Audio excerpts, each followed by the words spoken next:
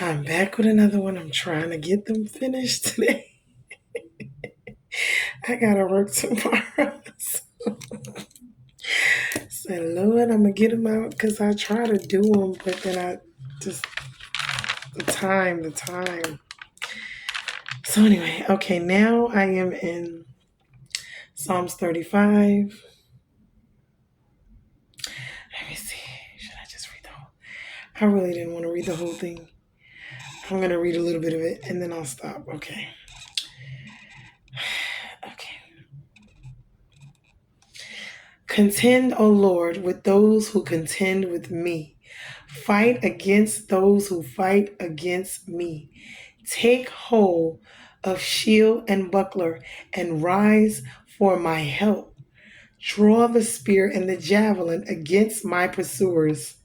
Say to my soul, I am your salvation. Let them be put to shame and dishonor who seek after my life. Let them be turned back and disappointed who devise evil against me. Let them be like chaff before the wind, with the angel of the Lord driving them away. Let their way be dark and slippery, with the angel of the Lord pursuing them. For without cause they hid their net for me. Without cause they dug a pit for my life. Let destruction come upon him when he does not know it, and let the net that he hid ensnare him. Let him fall into it to his destruction. Then my soul will rejoice in the Lord, exulting in his salvation.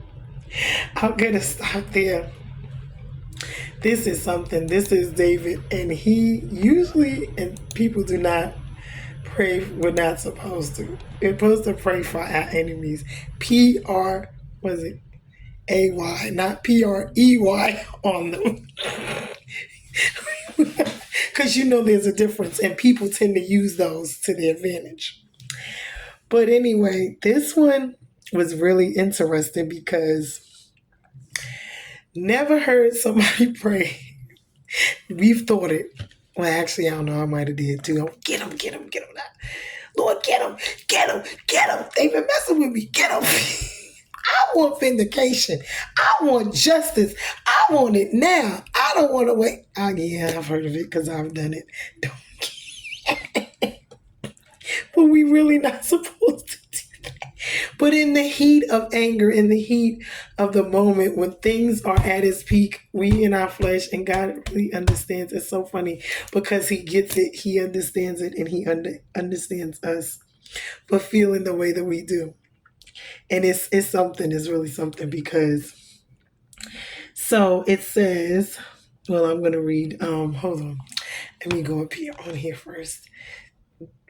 This is considered one of the imprecatory psalms, song which requests the Lord's immediate destruction of an enemy. Others include, okay, there's a couple of them. They're gonna, in David's context, where he was anointed leader of a nation meant to produce the Messiah.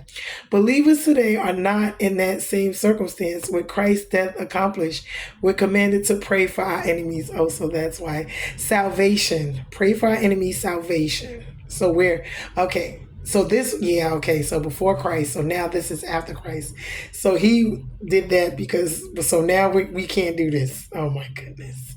We're supposed to pray for our enemy's salvation instead. That's what I knew, but I didn't really know why. But God will accomplish vengeance in his own time and in his own way. If you want scripture for that, as John 18:36, Matthew 5:44 through 48, Romans 12:17 through 21. Now,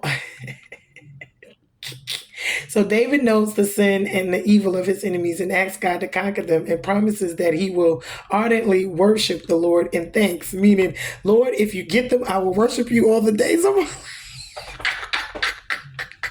So David begins by asking God to take up arms against his enemies, meaning using military terminology, meaning he's sitting there breaking it down like, I want him dead, I want him dead, I want him this, I want him... Yeah, so some of the items mentioned would never have been used at that same time, such as standing shield, a buckler. The point is not that God will literally use weapons, but that David is asking for his help in the battle, meaning David also calls on God to thwart his enemies' efforts, meaning this includes making their attacks rebound to their own destruction, right? Psalm 35, 1 through 10. David wasn't playing. He was on some gangster. I mean, when he did slew Goliath, and from that point on, David had some battles on his hand, and he was a little kid. So if he slew Goliath as a child, you can only imagine that was his first battle. It only gets bigger and better after that. That's why we got to pay attention to the pharaohs in our life, the ones that come in and rule and oppress and control us, like the governments and all. Yeah, pay attention to the pharaohs in our lives and the Goliaths, the giants that come to slay. And the pharaohs oppress, they enslave, like they did the Israelites. So he is sitting here, and David is in some seriousness. He is not playing. He's normally the happy, love you, Lord. I'm after your own heart. I'm singing and praising and worshiping you, Lord. David did changed up quick. David got some issues, and David is like, bump being nice, bump all this. I'm sick and I'm tired. I'm ready for some straight gangster, and I'm not playing no more. This is all out war, and I'm done playing games. Ain't no more Mr. Nice Guy. David's not being nice. He's not being kind. He's not being loving. David said that ain't getting him nowhere because he's still going through these changes, and he tired and he ready for it to be over. And sometimes I'll be right with David, like, yes, get him, do it. Because guess what? I'm tired too. Enough is enough already. David was in some mess. He was being persecuted every which way he turned. So he was like, he's sick of this foolishness. He wants to be delivered. And he wants to be delivered now because he done suffered long. He done went through all these changes.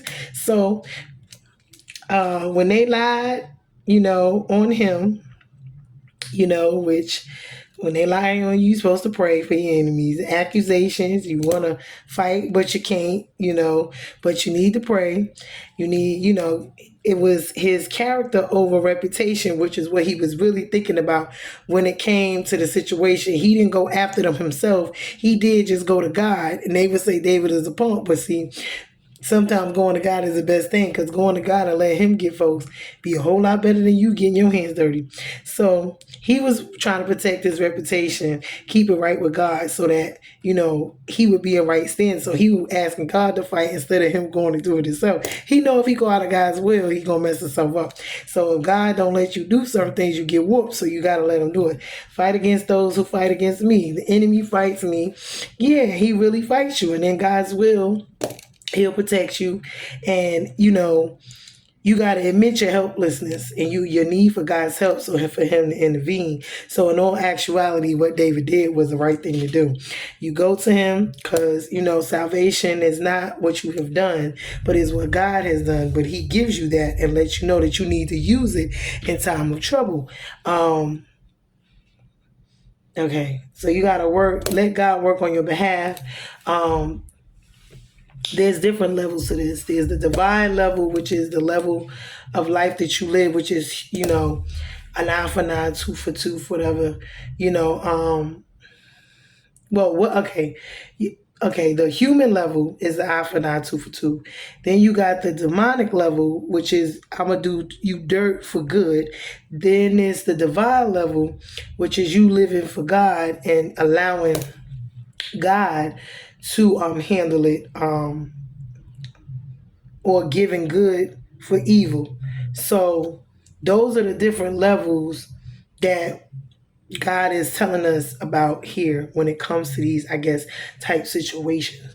So how are you going to handle this situation when you are being attacked? Are you going to be on the human level, not for not, tooth for tooth, the demonic level, which says, I repay you evil for every good, because that's you think about people in this world, and you think about times when you go to them when you're at your worst, and you think they're going to help you, and those are the times in all actuality they do you the dirtiest, the worst. So it's like, that's the demonic level. You see what I'm saying? And then It is the divine level, which is doing good for evil. So even though they do you wrong, you do them right. God's still working on me with that. But anyway, but you know, when we live like that, we don't grow. Meaning, when you live on those other two levels, the human level, you don't grow.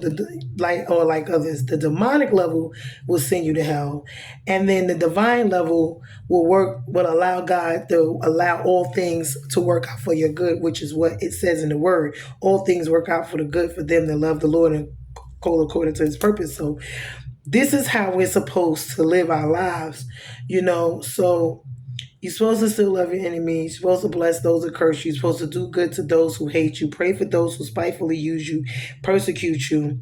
In difficulty, how do you treat others? This is what God, requires of us, to treat them with kindness and goodness, because these are supposed to be our actions for His glory, so that He could be magnified. And this is hard. It's a work. It takes time. It takes crushing. It takes a lot to be in those positions. But then God tells us, because He loves us and He deals with us, we're supposed to deal with others. Because He loved us, He forgives us. So because He gives us that grace, if we love Him, we truly love Him, we're supposed to do the same for others, because He didn't have to save us. He didn't have to forgive us, but He did. He didn't have to wash away our sins. He didn't have to want to change us around. And, He could have left us out there, but because He does give us grace and mercy, because He does love us, because He does, want to have a relationship with us in spite of us, in spite of what we do, and He does forgive. This is what He charges us, to do. So, but then we look at it through the lenses, right? And because sometimes Satan magnifies, and he magnifies what we live and how we live, and this is for people, and this is good and bad, meaning Satan will magnify the bad, but God magnifies the good. So when we are lens, we want to shine and show the light, the good of God through our lives. And that's how we glorify Him. Because when people see us and they see us out in the world, it is important for us to represent God in the right manner. This is why living a holy, righteous life is important, because you're an ambassador, you're a walking billboard for God. And if some people may never read the Bible and never see, anything good in their lives, so they need to see God through you in your life. That's why our lives are not our own. And even for those who we think that are just so out of the way, can't be saved, whatever, God still is waiting for those people. They are still souls. He still loves them no matter what they did, just like He loved us no matter what we did, and He wanted a relationship with us. So God's people are supposed to magnify the Lord to the sinners. Because sinners only magnify themselves. So, magnifying yourself and comparing yourself to others, He doesn't like. We're not supposed to be in competition, because all sin is sin. And even though as saved people, we do tend to sin at times, we're not supposed to win. God says not to compete, to examine our lives, like I said earlier, being one creation of our own, a masterpiece of our own. Examine our lives, and we're supposed to examine our lives and ourselves, and we belong to the Lord, so people can see us in our lives. He doesn't want the people to see us. He wants people to see Him in us. So that's what we're supposed to be doing. So the quality of the lens, or the cleanliness of the lens, I'm talking about the lens because this is when we're talking about looking and seeing things, or seeing it through the light, or through, a magnifying glass, or whatever, The cleanliness of the lens is important, because when the lens is dirty, you see dirt, so you got to clean it. So when we're dirty, people see us and not the Lord, meaning they see the dirt in us. They don't see the God in us. So our flesh is shown, I would say, instead of our spirit. I think that's right. I hope I got that better. But that's not the way it's supposed to go. God wants, when people see us, He don't want them to see us. He wants them to see Him. So we have to die to ourselves because it's not about us, it's about other people, it's about them. So let's keep our lives clean of sin and on display before the world. Because it's an opportunity to and a responsibility to be clean, to be an impact for others, for Christ. So we have to watch our words and our actions in all that we do. That means you have to live a holiness life. You can't be out there drinking and smoking and having sex and fornicating and doing all these crazy things. And those are the, we know the 10 Commandments, but then there's still other things: covetousness, jealousy, pride, envy, ego. These are other things that we just competing with each other, doing things that just, sometimes stuff creeps in, or, we don't see it, or something that was old that we had bad habits of doing, you know what I'm saying? And we got so comfortable and accustomed, like it could be cursing, it could be drinking, whatever it is. It could be having a negative mindset, it could be not trusting God, it could be not unbelief, unforgiveness, unfaithfulness, bitterness, anger. It could be a lot of different things because we just think it's just the top 10 and then the 10 Commandments, but it's more than that. So when people say they sin, still it's like that, sometimes God told me stuff with my attitude or how I handle somebody or treated a situation. And, I might have seen it from my point of view, and then God shows me it from another point of view, like you could have handled that a little bit better. And then I'm like, well, dang, I didn't see it like that. My intentions was not that, but okay, I was wrong in that. Maybe I'm glad you showed me that. Now I need to go back to the drawing board and I need to figure out, well, what could I have said or done better than because my flesh, it acts up sometimes, and it depends because I'm gonna tell you, when you heavy under attack and you're going through a lot of struggle and trials and tribulations, things can come out that you don't want during those times, meaning you will be a little bit more on edge, your anxiety, your depression, you may have low self-esteem, or you may be anxious or nervous or just, wired up because you're going through so much and you're on edge or on edge or on edge. And this is why you have to lean on God. You have to give it to God. You have to, get it out and let Him handle it and trust Him and pray and fast and, stay in your word and stay encouraged, because it's hard to go through those things and not think about them, even though, because you still got to go through it. You still got to get up every day, regardless if someone is sick or if someone is in jail, if someone's this in your life, if it's yourself, whatever, you still got other things going on. It's hard to maintain and keep your sanity, keep yourself together during these times. It is not easy. And being around the wrong people will really throw you off, because then that's adding more extra stress, more extra excess baggage, problems and issues and drama that you do not want. So usually I tell people all the time, when I'm going through things, I like to stay by myself, and it's nothing personal, but it's just that I have to get through this. I don't need anything extra at that time from other people with their issues, their problems, their drama, because being around them, it is that. You see what I'm saying? Being in a relationship with someone, when you're with them, you take on their stuff just like they take on yours. And when you got enough going on, it's like, how much more on my plate? I got enough on my plate as it is. I don't need to add more and more. So let me get this situated. And sometimes God allows us to go through a lot because sometimes we need to handle a lot. And if you got a kingdom business that He wants, meaning a kingdom ministry, whatever it is you're going to be dealing with, a lot of times God allows you to go through a lot because He knows if that's where you're headed, you have to be prepared for a lot of things that are going to come at you. And that is the way He prepares you, having you go through a lot in life. Because then you'll be used to it by the time you get to it. It's just crazy, but it makes sense at the same time. And you be like, wow. And I'm like, well, I don't want to be doing too much because, honey, please don't let my situation be too much because, honey, I've been through enough. I'm tired. I be tired. But Lord, come on now, what's going on? But anyway, y'all, I'm just saying, because folks think you perfect, you got it all together. I'll be here sweating bullets too, like, woo, got through that by the skin of my teeth. Ooh, Lord. That was close. Whew, that was a close one. But anyway, I hope this one blessed you guys, because I'm getting tired now. I gotta get ready. So I got a rough day tomorrow. I got a whole bunch to do. And I think I got, what is this? This next one might be my last one, I think. Because I done missed so many days. And God was like, oh, so I'm waiting on you. Oh, so you just going to let the kingdom business slide and you just gonna handle all your business and none of mine. And I was like, Lord, I'm gonna get to it. I guess he was like, well, when you gonna get to it? I'm like, okay. Like, don't be putting me on the back burner. Like, I know you got your job and all this. That's cool, but I'm gonna need you. You know what I'm saying? Because you don't want him to sit you down and not have a job, and then you have all the time in the world to do it. So you gotta make time. So even when he bless you and he allows you to do other things, so much is given, much is required, you still gotta make time to pray and fast and worship and walk and still ask him for guidance with every decision you make and your kids, your family.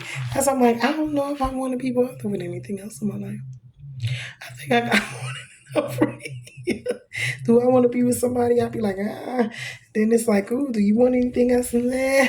All of that is more ministry. It's more work. It's more you got to give and do. God be trying to have me over. I'd be like, am I overextending myself? Like, I'm a big girl. I don't need to be overextending myself. Not even to say a big girl, but it's just the point. Like, can I just how much longer am I supposed to do this juggling act? But you got to keep juggling. Just keep juggling. All of this stuff as long as you can. Hold on till God takes it. He'll take over it and he'll do it after a while. But till then, you just gotta hold on. I'll be holding on like a thread sometimes. I'm like, oh Jesus, Lord help me. By a thread, you had on a boat, hanging on by a thread. You like, Lord, can I get some assistance here? He like, you got it. I'm gonna get you in a minute. Hold on. Like for real? Like seriously? I'm like, all right, I'm gonna wait. You gonna wait it out. Like when, Lord? Is you ready? Am I done yet? Like you in the oven, you cooking. Am I done yet? Taking me through the furnace. Am I done yet? Can you take me out? It's hot up in here. I love y'all. I love God too. It'd be sad. It'd be funny. It'd be sad. It'd be frustration. It'd be anxiety. It'd be all kind of craziness all at the same time. You gotta laugh to keep from crying sometimes. You're like, oh God, what's going on here? But anyway, I thank him for keeping my mind and for keeping my strength and for just keeping me going, even at times when I don't want to. And those sometimes he have to pick me up and take me as far as letting me rest, because sometimes you need to rest, and when God allows you to rest, when he picks you up and lets you rest.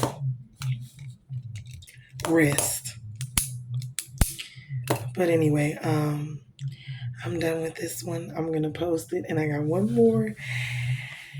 Hopefully I can finish this last one and try to get myself situated for tomorrow.